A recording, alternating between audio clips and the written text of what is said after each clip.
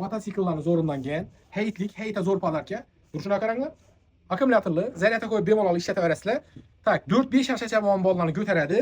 2 motorli, balonlar yumshoq, rezinka balon bo'ladi. Narx ham skidka narxda 800 ming so'mlik narsalarni 550 ming so'mdan aksiyada qo'ydik. Ikkinchi modelimiz ham 750 ming so'mlik bo'ladi. Buni ham aksiyada mana 550 ming so'mga qo'ydik.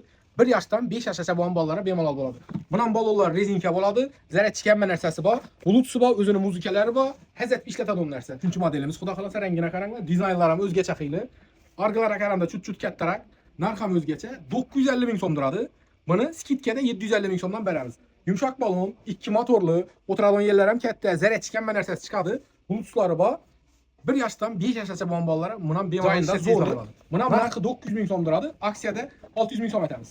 Bu ajlarni sotib olish uchun ya dostavka ettirsangizlar bo'ladi, ya do'konimizga kelib olsangizlar bo'ladi. Kimdir onlayn sotib olacak bo'lsa, shu yerda nomer qo'yaman, Telegramdan yozasizlar. Telegramdan nomerni screenshot etib rasmini tashlasangizlar, narxi, pullari bilan, dostavkalari bilan tushuntirib beramiz. Telegram kanalimiz bor, Telegram kanalimizga o'tsangizlar, Viberlarimiz ko'p, bemalol o'tib ko'rishingiz mumkin. Shu yerda Telegram kanalida yozsangizlar, kommentariya sizlarga gruppamizni tashlab beramiz. Hammangizni do'konda kutamiz.